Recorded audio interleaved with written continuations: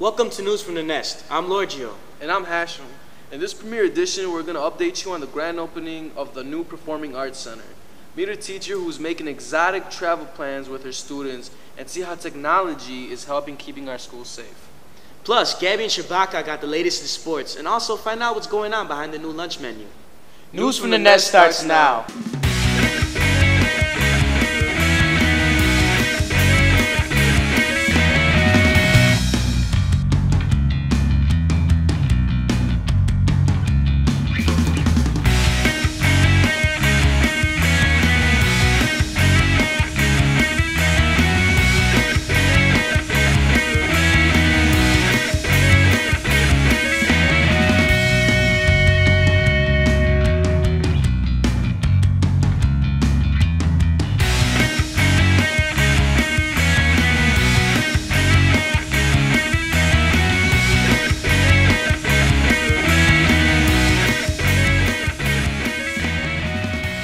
The big news at Juarez has been the opening of the new Performance Arts building. Many years in the making, this event had the attention of students, staff, and this entire Pilsen community.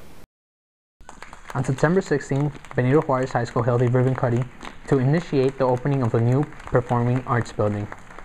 Mayor Daley, Alderman Solis, and Huberman were guest speakers during the ceremony. Each representative gave a brief speech about the struggles each student will face in everyday life. Ever tell you you cannot succeed? I don't care if it's a teacher, I don't care if it's a principal, anyone. You can succeed anything in life, and you're going to fail. You are going to fail, you're going to fall down, but you're going to pick yourself up. And remember that everyone fails in life, but you have to pick yourself up. Ms. Guerrero, one of the mothers who protested to build Juarez, also attended. She gave an inspiring speech to the Juarez students who attended the ceremony. All the person that rest in peace went, but I'm still here. I'm still here, and I'm very glad because see my dream accomplished. Part of my dream accomplished to see the building, but also part of my dream is to see that Benito Juarez is one of the best schools in the city. All the students, the residents, if we can do it, you can do it. At the end of the celebration, the guest speakers were giving a tour of the new addition.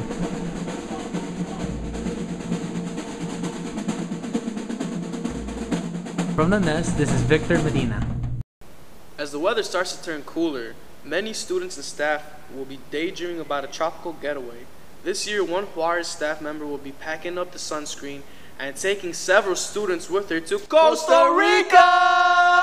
It's not every day that a high school English teacher, with the help of one outstanding student, wins a $40,000 grant to go to Costa Rica. I found out about the grant because I was researching Global Explorers, the foundation that was giving out the grant, and it said that they were looking for a Chicago school. I introduced this grant to Miss Dunley because I had her as an English teacher, and I thought that it would be that she would be interested in this grant. Okay, so the grant itself is this idea to promote traveling in students, as well as the things that come with traveling. It benefits in a couple different ways. The most obvious being that 10 students get to travel to Costa Rica for 2 weeks, but there's also several resources that are being sent to Juarez for students to learn more about the environment and more about Latin American countries like Costa Rica, and so gain more of a global education. From the Nest, this is Ricardo Espinoza. If you are interested on going on this trip, this once-in-a-lifetime trip, you must apply with Ms. Dunley. All applications are due October 22nd. Don't forget. Are the hallways of Juarez being patrolled by Robocops? Robocops? What? We have Robocops in the school? It may seem that way with the new high-tech gear being used by the security guards. Janet, Nick, and Ricardo had the story. Since this new school year started, a new technology has come to Benito Juarez, and it's called the scanner. While some people think it's a good idea, some disagree. I think it kind of sucks, they usually catch people off guard and they just end up getting detention because they have proof scanning, and then there you go. Even if the scanner is annoying to the students, it is very helpful to the security guard. We can locate students faster. We can give detention on the spot. They're used as a discipline tool. They can help with classroom management. So like if a teacher needs us to take a student down, we don't have to bombard the dean's office. We can take care of the situation on the spot. What makes the dean's office happy usually makes the students unhappy. We have detention, we hate everybody, so I think they should take them away, but you know, it's not our decision, it's what's making the school better, so just get to class on time, guys. Fall sports are well underway, and Juarez has already chalked up some major wins. Gabby and Shavaka have the latest in sports. Thanks, Lojo. Juarez athletes are putting in many long hours after school, sharpening their skills for their next games, meets, and matches. It's been paying off for the boys soccer team. They were 11, 5, and 3 as of last week. Their wins against Schurz, Lane Tech, Farragut, and Whitney Young have brought them to the playoffs again. After almost 7 years, Juarez soccer teams finally have their own field. This home field advantage is really paying off, winning record for the varsity team. Just right now, for example, there's porra here. Before, when we were at Douglas or at McKinley, we would play once in a while. You would never have porra. The only time porra would show up era cuando the semifinals to the city championship or the championship. So it's nice that we get to play here at our home field the way it should be, and we actually have fans cheering us on. The new field is also improving students' morale.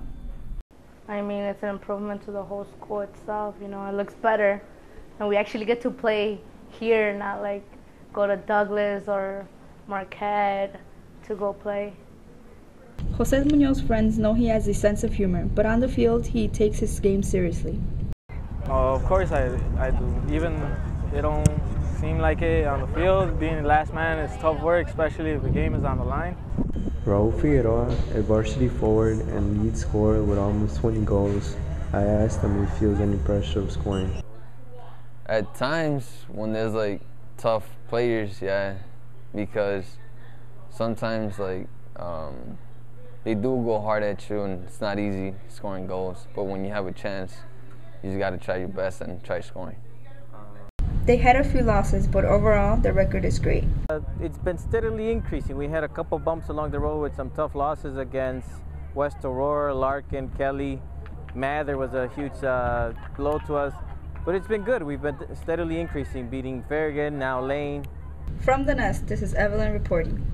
In other sports news, the 16-inch softball team is 4-2 and has a game Monday at home at 2:45. Come out and support the team. The football team has had a challenging season so far and was 0-5 as of last week.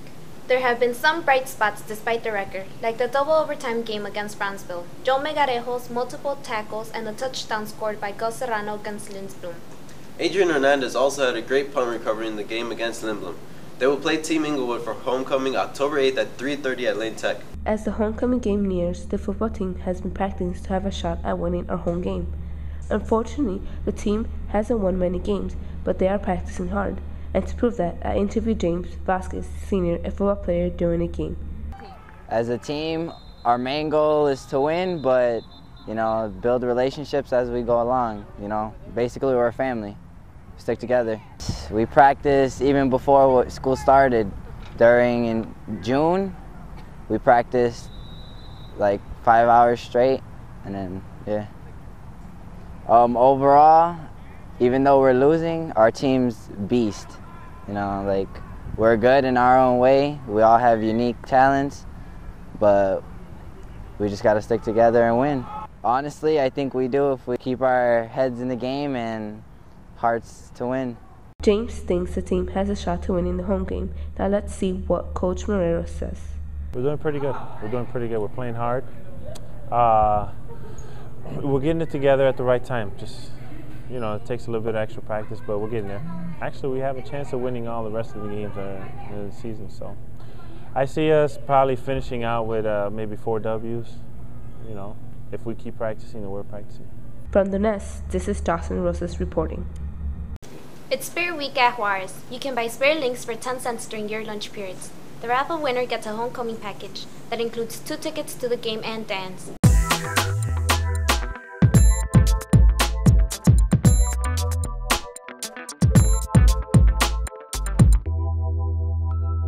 If you you're in the lunchroom buying Spiritlinks, you may notice there have been a few changes in the lunch menu.